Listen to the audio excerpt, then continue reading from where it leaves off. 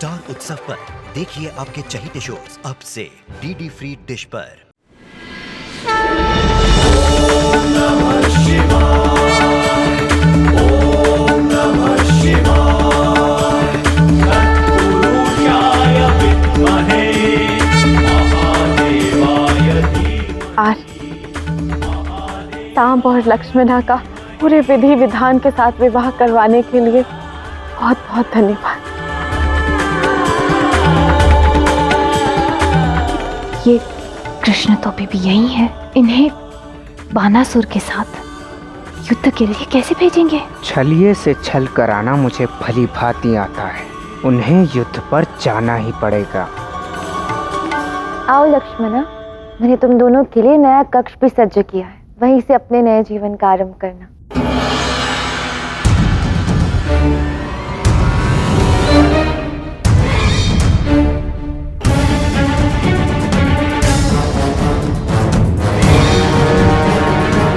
मैं लक्ष्मणा को यहाँ लेकर आया था क्योंकि वो संकट में थी, परंतु मैं अपना वैवाहिक जीवन आरंभ नहीं कर सकता।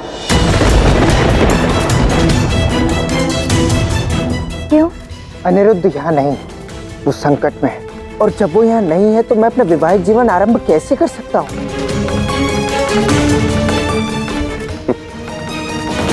मैं तो अब तक ये नहीं समझ पाया कि अनिरुद्ध वहां पहुंचा कैसे। कौन जाने साम क्या चलता रहता है, पर मैं ये अवश्य कहना चाहूंगा कि मुझे अत्यंत प्रसन्नता हुई साम ये देखकर कि तुम्हें अपने अनिरुद्ध की इतनी चिंता है। साम पुत्र, मुझे गर्व है कि तुम अपने परिवार से इतना प्रेम करते हो। सांब इतना बड़ा त्याग कर रहा है, मुझे पूर्ण विश्वास है यदि प्रद्युम्न बानासुर से बात करेगा तो अनिरुद्ध वापस आ ही जाएगा। किंतु मुझे तनिक भी विश्वास नहीं, क्योंकि असुर अपनी प्रवृत्ति कभी नहीं छोड़ते। प्रेम से एक बार प्रयास करके देखते हैं, क्या पता प्रेम से ही निश्चित हो जाए।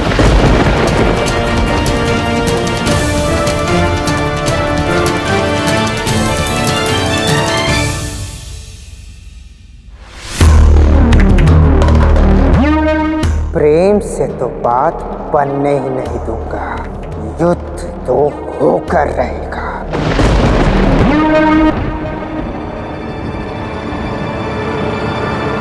ये क्या, बानासुर यहाँ लड़ने तक नहीं है? मैं अपने राजा का संदेश लाया हूँ। बानासुर आपसे सभा में मिलने के लिए इच्छुक हैं। उसे मिलना है तो यहाँ आना होगा। यदि अपने पुत्र को जीवित देखना चाहते हो तो आना पड़ेगा, और वो भी एकांत।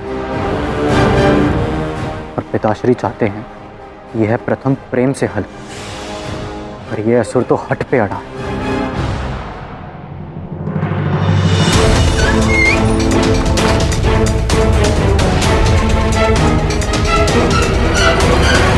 इसे यहाँ ऐसे ही स्वतंत्र कैसे ले आए? लोह श्रृंखला में बांध कर लाते तो मुझे आनंद आता। अपने बल पर इतना अभिमान मत करो बानासुर, एक राजा की भांति व्यवहार करो। मेरा पुत्र यहाँ भूलवश आया है, तुम मुझसे और उससे इतना नीच व्यवहार कर रहे हो, लज्जा नहीं आती तुम्हें? ये प्रश्न मुझसे पूछता है, जाकर अपने कायर पिता से पूछ, जो स्वयं तो यहाँ आया नहीं, तुझे भेज दिया मरने के लिए। सावधान हो जाओ बानासुर, मेरे पिता के विषय में सम्मान से वार्ता करो। उन्होंने मना किया है युद्ध करने से, वरना अभी तक तुम्हारा अंत तो मैं। बानासुर का अंत तो स्वयं कृष्ण भी नहीं कर सकते, इसीलिए तो वो पापी आया नहीं, यहाँ तुझे भेज दिया भिक्षा मांगने के लिए। किंतु मैं असुर हूँ, भिक्षा देने में विश्वास नहीं करता। अब कृष्ण को स्वयं यहाँ आना होगा, अपने प्राण गंवाने होंगे। वो प्रेम से विवाद निपटाना चाहते हैं, यदि कृष्ण रौद्र हुए ना तो प्रलय आएगा। प्रेम नहीं, प्राण चाहिए मुझे। यदि वो अनिरुद्ध के लिए नहीं आया, तेरे लिए तो आएगा ही यहाँ। ये छल है, तुमने मुझे यहाँ वार्ता के लिए आमंत्रित किया है। बंदियों से वार्ता नहीं की जाती, दंड दिया जाता है, दंड। बंदी बना लो इसे। अब यदि कृष्ण को अपने पुत्र और पौत्र के प्राण बचाने हैं तो उसे स्वयं यहां आना होगा।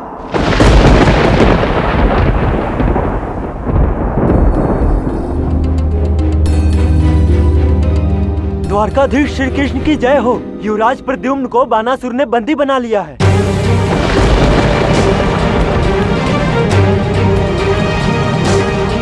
पहले मेरा पुत्र और अब मेरे पति, उन दोनों को उस बानासुर ने बंदी बना लिया है। अच्छा ही हुआ जो प्रद्युम्न को भी बंदी बना लिया। अब देखते हैं कैसे कृष्ण नहीं चाहते। देखा कान्हा, ये प्रेम की वाणी हर किसी को समझ नहीं आती है, इसीलिए विषधर का फन को चलना ही पड़ता है। श्री राधा, मैं आपसे छोटी हूँ, मेरा अधिकार तो नहीं बनता, किंतु मुझे लगता है कि कहीं ना कहीं भूल आप ही से हुई। ना आप ये सब प्रेम से करने कहती और ना ही ये सब होता।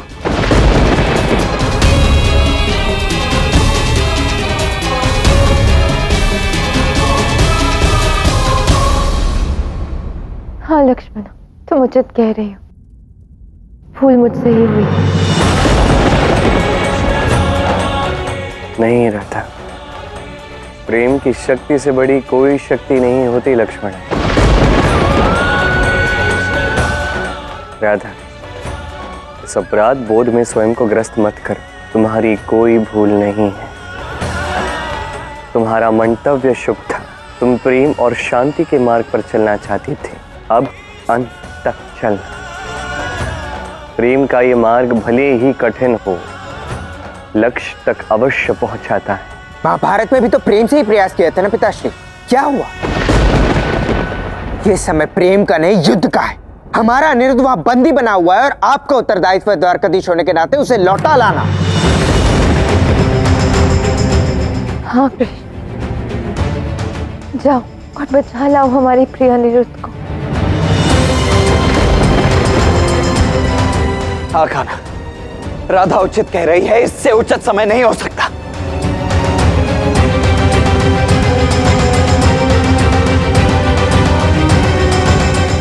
उचित है। यदि बानासुर का सामना करना अब अनिवार्य हो ही चुका है तो द्वारका का सबसे बड़ा वीर उसका सामना करे तो ही उचित होगा।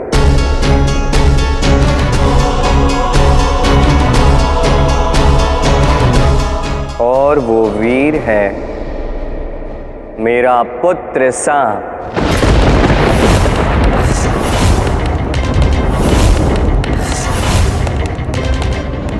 मैं?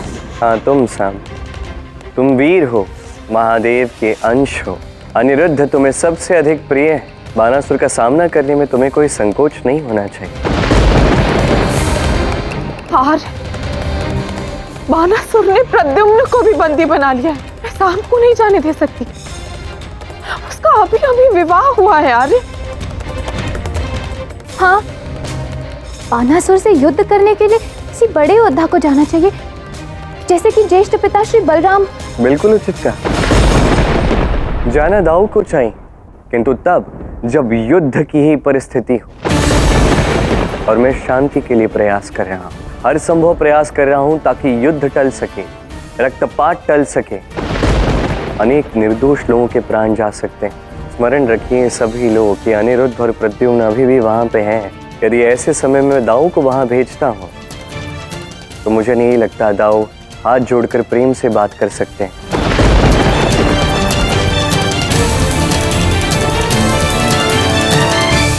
रही बात सांब की, तो मेरे पश्चात कदाचित सांब को ही ये समस्त द्वारका संभालना है।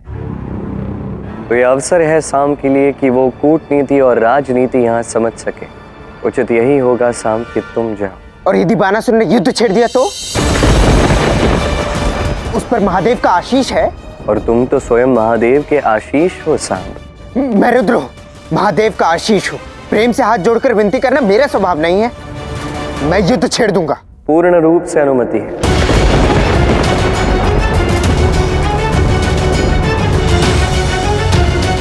यदि बानासुर प्रेम से ना माने तो उस पर आक्रमण करने की अनुमति है सांप। उस पर आक्रमण करना, युद्ध में विजयी होना और प्रद्युम्न और अनिरुद्ध को साथ लेके पुनः लौटना। और यदि तुम रुद्र हो जाओगे तो ये 100% संभव है।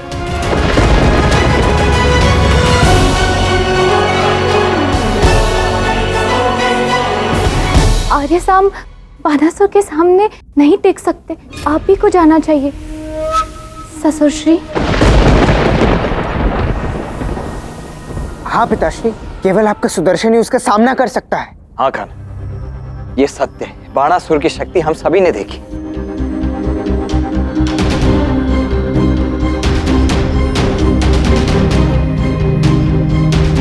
ठीक है, यदि मेरे पास जो शस्त्र है वो इतने शक्तिशाली है तो यही सही। मैं अपने सारे शस्त्र सांब को देता।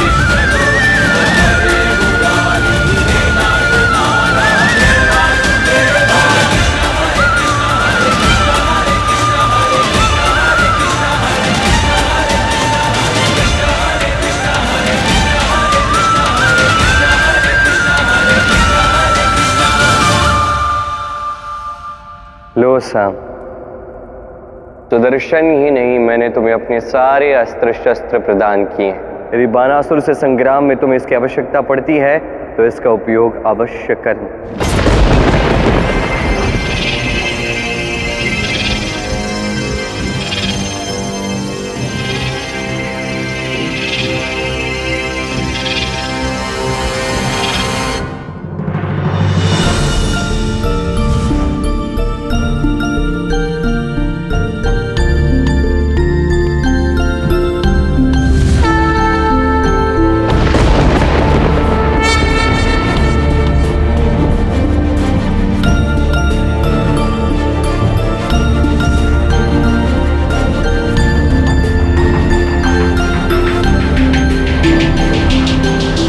तुम बहुत ही भाग्यशाली हो सांब, जो स्वयं कान्हा के सभी अस्त्र तुम्हें प्राप्त हुए।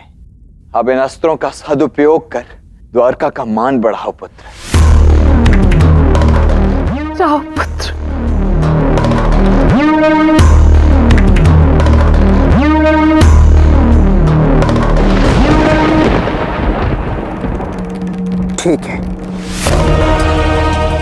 यदि यही आप सबकी इच्छा है तो मैं जाऊंगा बाणासुर के पास उसका सामना करने।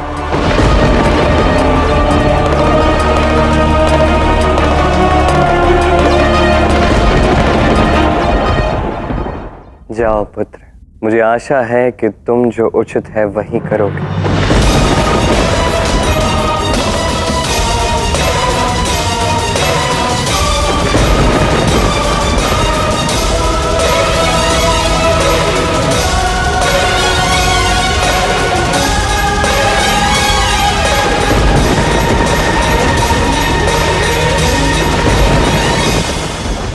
कृष्ण ने अपने सारे अस्त्र साम को दे दी।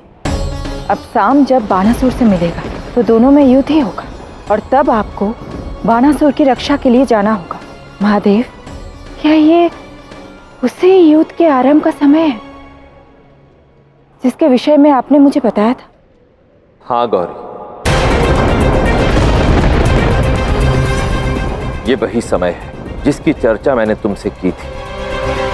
श्री कृष्ण और महादेव के युद्ध की कल्पना मात्र से समस्त ब्रह्मांड भयभीत है, सूखे पत्ते की भांति कांप रहा है। अब केवल राधा के प्रेम में ही वो शक्ति है जो इस युद्ध को रोक सके, अन्यथा प्रलय अवश्यम भावी है।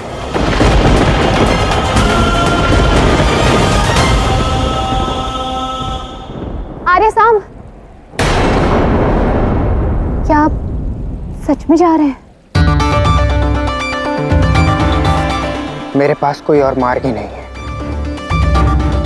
अब समझ आया, अब समझ आया कि कृष्ण ने महाभारत कैसे जीती। कूटनीति खेल गए हैं वो अपने ही पुत्र से। आज मुझे कुछ विचित्र आभास हो रहा है। पिताश्री ने अपने सारे शस्त्र दे दिए मुझे मेरी रक्षा के लिए। एक अच्छे पिता की बात है। नहीं, अब देख नहीं रहे हैं, यही तो कूटनीति है। वो आपसे छल कर रहे हैं। स्वयं जाना था किंतु आपको भेज रहे हैं। छली तो है पिताश्री। हमारा लक्ष्य कृष्ण का नाश है, ये भूलना नहीं कि आप मुझे यहाँ इसीलिए लाए हैं।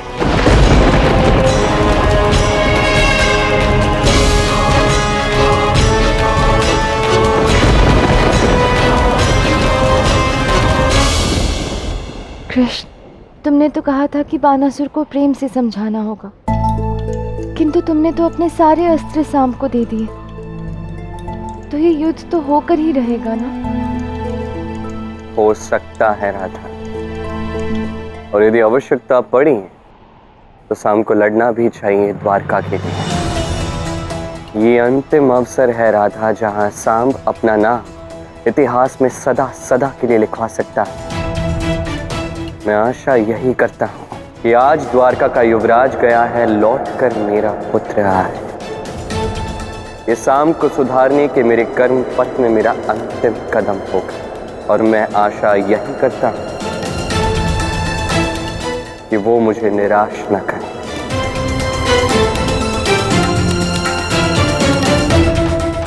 मेरी भी यही प्रार्थना है कृष्ण, कि शाम स्वर्ण से कुंदन बनकर निकले।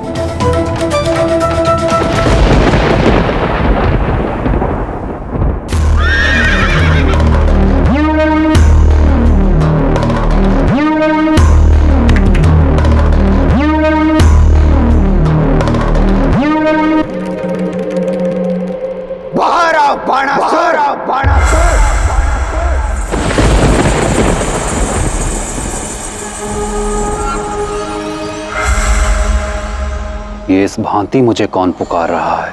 या तो मेरे भ्राता प्रद्युम्न और अनिरुद्ध को छोड़ दो, या फिर मेरे समक्ष आओ और मेरा प्रहार सहो।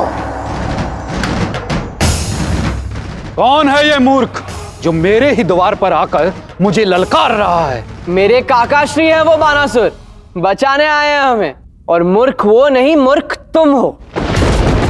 कदाचित तुम्हें ज्ञात नहीं है, रुद्र है साम काका। महादेव मेरे साथ हैं, मैं किसी रुद्र से नहीं डरता। अब वो भी तुम्हारी तरह यहां बंदी रहकर अपना जीवन काटेगा। बाणासुर, मैं अकेला नहीं हूं। कृष्ण का सुदर्शन और उनके अन्य शस्त्र हैं मेरे साथ, तुम्हारे अंत के लिए। अब कृष्ण का सुदर्शन भी मेरा होगा और उसका पूरा परिवार मेरा बंदी।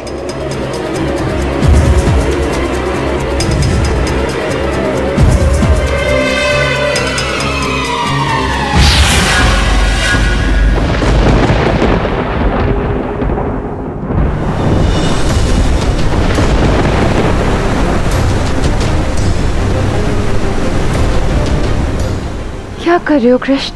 कितनी ऊपर लहरें उठ रही हैं, दूर हटो इनसे। ये लहरें द्वारका के भविष्य पे भी उठ रही हैं राधा। अब द्वारका का भविष्य इस पर निर्भर करता है कि साम क्या करता है। क्या वो अपने लिए मेरा प्रेम समझ पाता है? क्या वो द्वारका की रक्षा कर पाता है?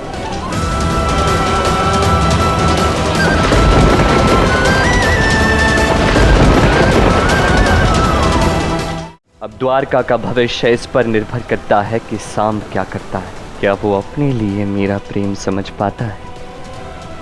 क्या वो द्वारका की रक्षा कर पाता है? आज ये लहरें कुछ न कुछ अवश्य डुबाएंगे, या तो द्वारका का भविष्य या तो सांब का अहंकार।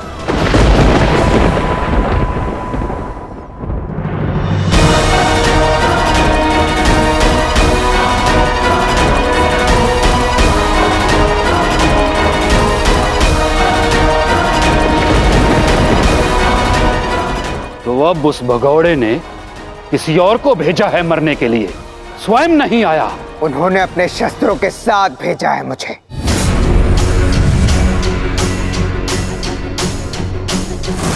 मेरे समक्ष कोई भी अस्त्र, कोई शस्त्र का उपयोग नहीं हो सकता। मूर्ख, तू मेरे ही नगर में आकर मुझे चुनौती दे रहा है। तुझे मैं बंदी नहीं बनाऊंगा, वध करूंगा, और तब तो कृष्ण को आना ही पड़ेगा।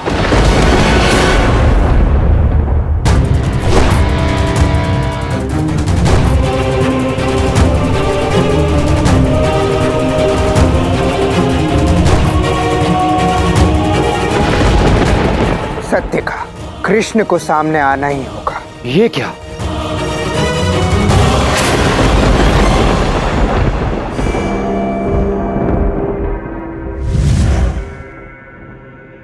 मैं भी तुम्हारी भांति कृष्ण का विरोधी हूं बाणासुर। हमारा लक्ष्य एक है, कृष्ण का अंत। और जिनके लक्ष्य एक होते हैं वो एक दूसरे से नहीं लड़ते, बल्कि एक दूसरे के साथ मिलकर लड़ते हैं।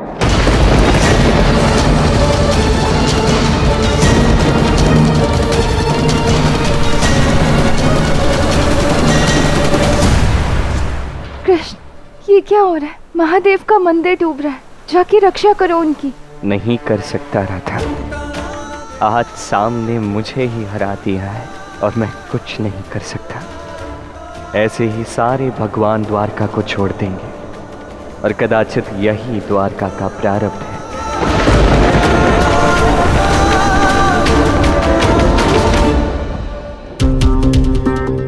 कृष्ण के पुत्र होकर उसी की भांति छल करते हो। पहले मुझे ललकारते हो और फिर संधि की बात करते हो। संधि नहीं, समर्पण कर रहा हूं, तुम्हें और शक्तिशाली बना रहा हूं। कृष्ण के पुत्र होकर उसी से विश्वासघात। विश्वासघात तो उन्होंने किया था मेरे साथ, मेरी माता के साथ, और उसी का उत्तर दे रहा हूं। इससे तुम्हें क्या मिलेगा? द्वारका। तुम कृष्ण को मारोगे और फिर उसके पश्चात मैं द्वारका पर राज करूंगा, तुम्हारे संरक्षण में। सौदा बराबर वालों के मध्य में होता है बालक। सौदा बराबरी का ही है बाणासुर। तुम मुझे द्वारका दो, बदले में मैं तुम्हें कृष्ण के सारे शस्त्र दूंगा।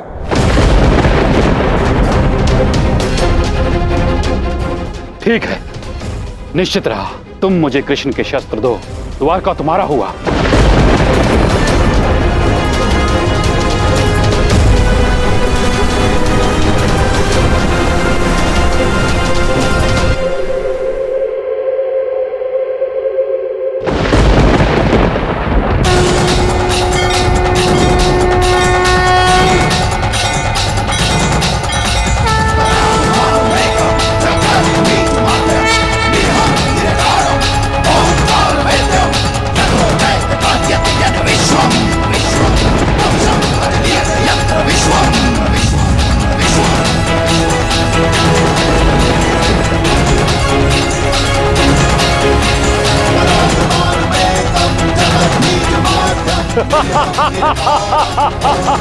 अब मेरे पास महादेव का वरदान है और कृष्ण के शस्त्रों का समाधान भी।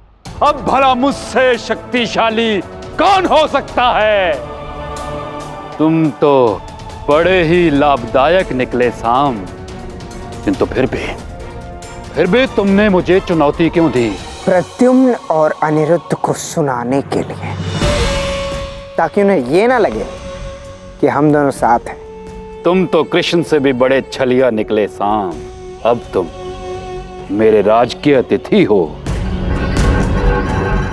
और ये अतिथि बंदी गृह में रहेगा प्रद्युम्न और अनिरुद्ध के साथ, ताकि उन्हें ये लगे कि मैंने उन्हें बचाने का पूर्ण प्रयास किया। परंतु हाँ, स्मरण रहे, हम दोनों के बीच के सौदे की बात किसी और को पता नहीं चलनी चाहिए। ठीक है सैनिकों, मेरे सहयोगी को कारावास में ले जाओ।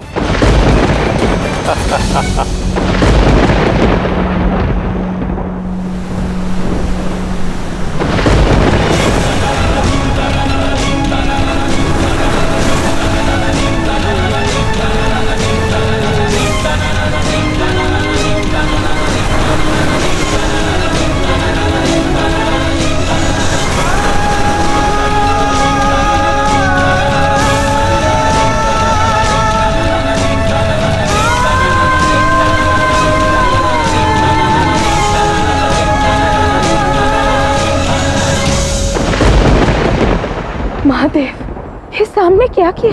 कृष्ण के सारे अस्त्र एक असुर को दे दिए। गौरी, अब ये निश्चित हो गया है कि सांब ही द्वारका के पतन का कारण बनेगा। किंतु महादेव, आपको कृष्ण से होने वाले विनाशकारी युद्ध को रोकना ही होगा। रोकना होगा गौरी, परंतु अब जो भी करना होगा स्वयं श्री कृष्ण को करना होगा।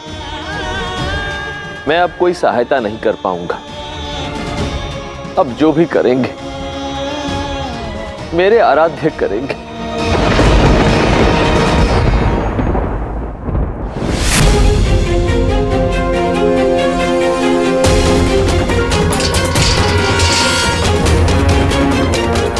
क्या हुआ साम? मुझे क्षमा कर दे भ्राताश्री, मैं बानासुर की शक्तियों का सामना नहीं कर पाया।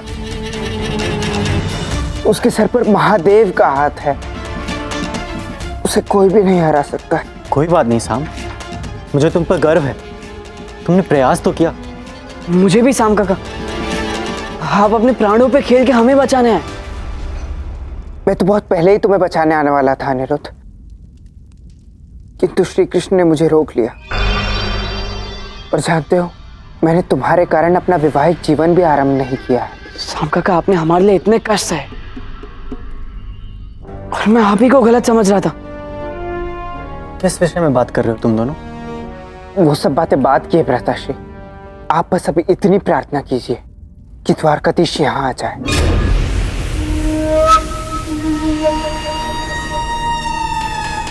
अब केवल वही इकलौती आशा है हमारी। कुमार सांब, तुम इस राजसी बंदीगृह में रहने के योग्य नहीं।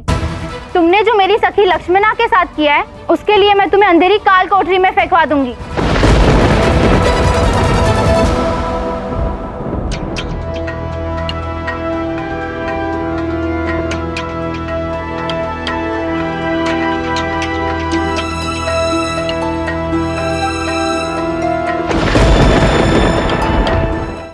सांब को भी उस बाणासुर ने बंदी बना लिया है कान्हा।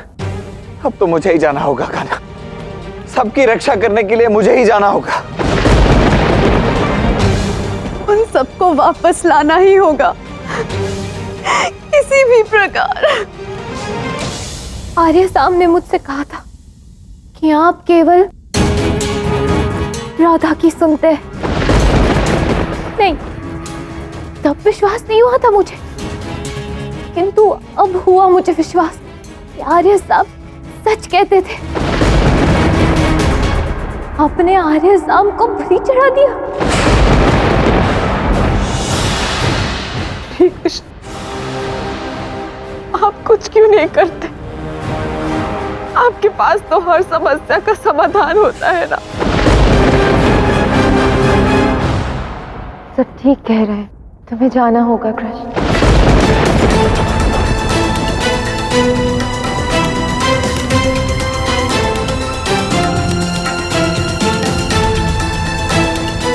जहाँ प्रेम से कार्य ना हो वहाँ युद्ध का मार्ग लेना ही धर्म होगा ना कृष्ण।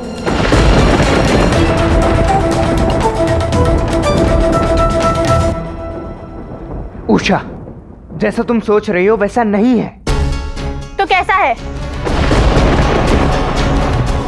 लक्ष्मणा दुखी नहीं है, मैंने उसकी रक्षा की है, उससे विवाह किया है। हम दोनों के जीवन का लक्ष्य एक है। लक्ष्मणा दुखी नहीं है, वो वहां द्वारका में राज सुख में है। मुझे संदेह है कि कैसे हो सकता है। अब मेरे पास सिद्ध करने के लिए कोई साक्ष्य भी नहीं है। तुम जब लक्ष्मणा से मिलोगी ना तो तुम स्वयं जान जाओगी। विश्वास करो। मतलब अनिरुद्ध दोषी नहीं है? नहीं, अनिरुद्ध निर्दोष है। कितना बड़ा पाप कर डाला मैंने, एक निर्दोष के साथ इतना बुरा व्यवहार किया। मुझे अपनी भूल सुधारनी होगी। पर पिताश्री को कैसे समझाऊं? जो भी संधि का प्रस्ताव ला रहे उसे बंदी बना रहे, युद्ध करना चाहते हैं। ये ठीक नहीं है। सैनिकों, इसे वापस उसी बंदी गृह में डाल दो।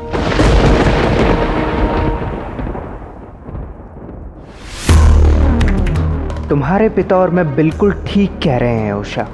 सब बंदी होंगे तभी कृष्ण यहाँ आएंगे और तभी हम अपना लक्ष्य पाएंगे। उचित कहा आप सबने। प्रेम से जितने अवसर देने थे हमने दे दिए। हर संभव प्रयास हमने कर लिया। धर्म अब यही कहता है कि युद्ध अब अनिवार्य हो चुका है।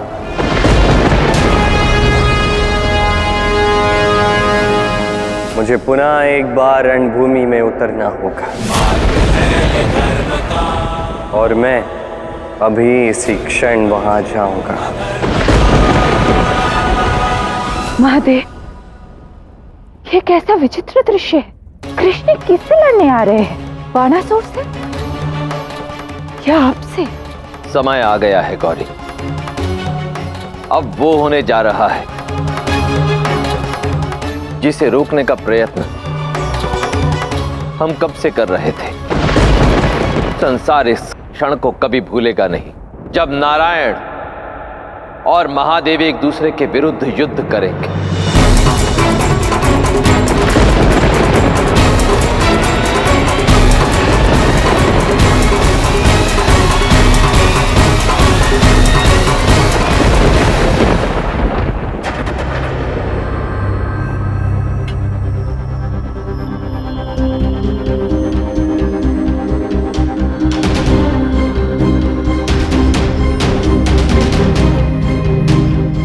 क्यों आई हो तुम यहाँ?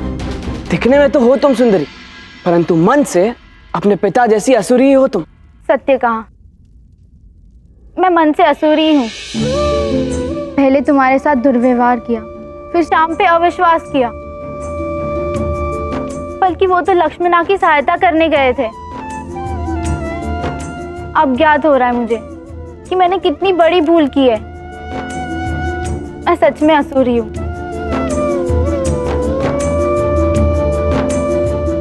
तो अपने आप को दोषी मत ठहराओ। कुछ समझने में भूल हो गई होगी।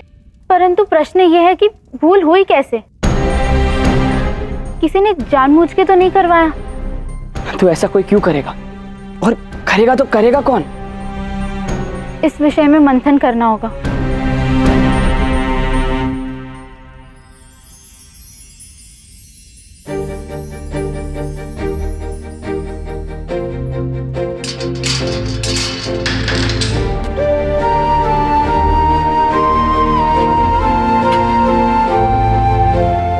क्षमा करें और भोजन ग्रहण करें।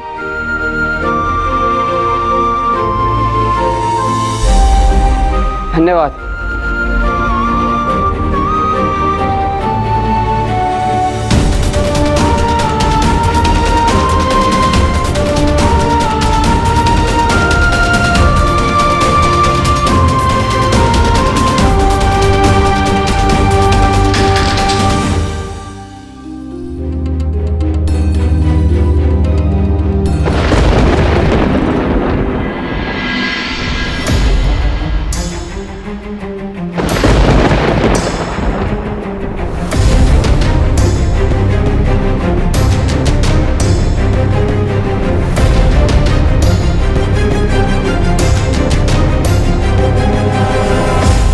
इतना बड़ा संग्राम है कान्हा, तुम्हें क्या लगा मैं तुम्हें अकेले जाने दूंगा? बिल्कुल नहीं, मैं और उल्मुख भी साथ आएंगे। द्वारका का हर युद्ध अब हमारा युद्ध है और प्रद्युम्न हमारे भी तो भाई हैं। ये युद्ध भिन्न है, समझने का प्रयास कीजिए था। फिर अकेले जाना ही श्रेष्ठ होगा। और निषाद, उल्मुख, तुम्हें अभी युद्ध का अनुभव नहीं है, तुम्हें ज्ञात नहीं है ये युद्ध किस सीमा तक जा सकता है। हमने वर्षों तक आचार्य सांदीपनि से प्रशिक्षण लिया है, और वो प्रशिक्षण ही किस काम का यदि वो अपनों के बचाव के काम ना आ सके। हाँ कान्हा, ये युद्ध केवल तुम्हारा नहीं है, अभी तो संपूर्ण द्वारका का है, इसीलिए इसे लड़ेगा भी संपूर्ण द्वारका मिलकर ही।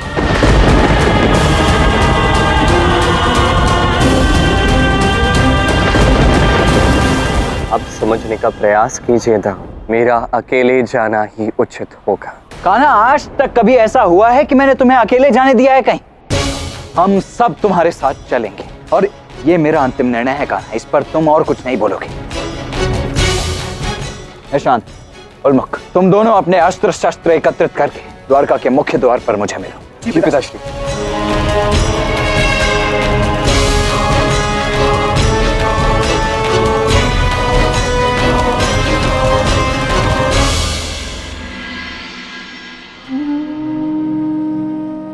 आप कुछ भी करके मेरे पुत्र साम की रक्षा की थी।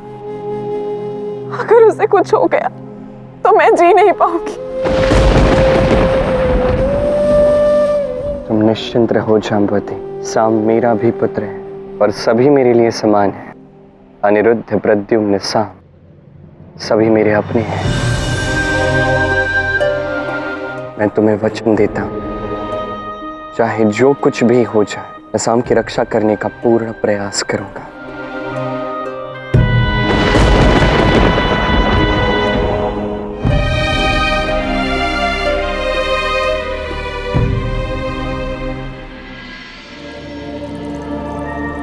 माँ, क्षमा करना, मैं आप सबसे बहुत छोटी हूँ आप सबके मध्य बोलने के लिए, परंतु मैंने कुछ आज देखा जो मैं आपसे छुपा नहीं पाई। ऐसा क्या देखा तुमने पुत्री? श्री कृष्ण सबको बराबर मानते हैं, अच्छी बात है, सबको बराबर मानना भी चाहिए, किंतु उन्होंने ये नहीं देखा कि कैसे साम अपनी नवविवाहिता को छोड़ के अनिरुद्ध और उनके पिता को बचाने चले गए।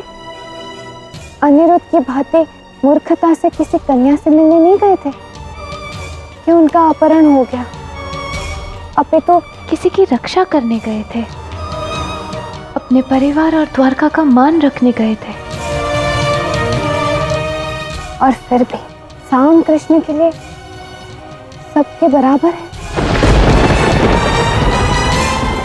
बस यही देखा मैंने और ये मैं आपसे छुपा नहीं पाई माँ।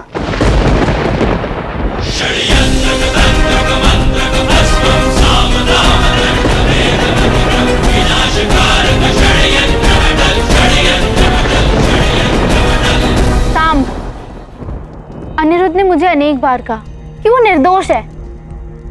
मैंने माना नहीं, परंतु तुम्हें तो पता था ना कि मैंने अनिरुद्ध को बंदी बना के रखा है। फिर तुमने मुझे संदेश क्यों नहीं भेजा?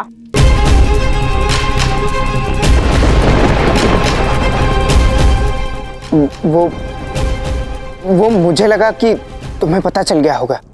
तुम्हारे पिता बाणासुर ने अनिरुद्ध को श्री कृष्ण के विरुद्ध युद्ध के लिए अपने पास रखा है और तुम्हारे पिता पर कोई वश नहीं चलता, ये मैं जानता हूँ। पर मुझे कैसे पता चलता? कहीं तुमने जानबूझ के तो सत्य नहीं छुपाया, या फिर तुम्हारा कोई स्वार्थ था इसमें? ये कैसी बातें कर रहे हो तुम उषा? अनिरुद्ध मुझे अपने प्राणों से भी अधिक प्रिय है। ये मेरी भूल हो गई कि मैंने सोचा कि तुम्हें ज्ञात हो गया होगा, परंतु विश्वास करो मेरा उद्देश्य सच्चा था। मैं समझती हूँ, परंतु ये पूरा घटनाक्रम इतना भ्रामक है कि ऐसा लग रहा है कोई कुछ बड़ा खेल खेल रहा है, और इस सब में मेरे पिता के प्राण भी संकट में हैं। नहीं, ऐसा कुछ नहीं होगा। बस नियति ही हमारा साथ नहीं दे रही है।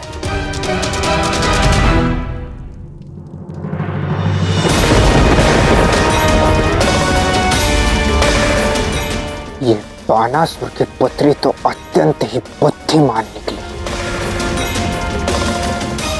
जिसे किसी ने देखा नहीं, इसे उसकी भनक लग गई।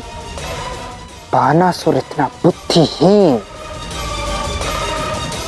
और उसकी पुत्री इतनी बुद्धिमान, खेल तो है ये सब। बाणासुर मरे, इससे मुझे कोई अंतर नहीं पड़ता, परंतु कृष्ण को मार के मरे तो ठीक है।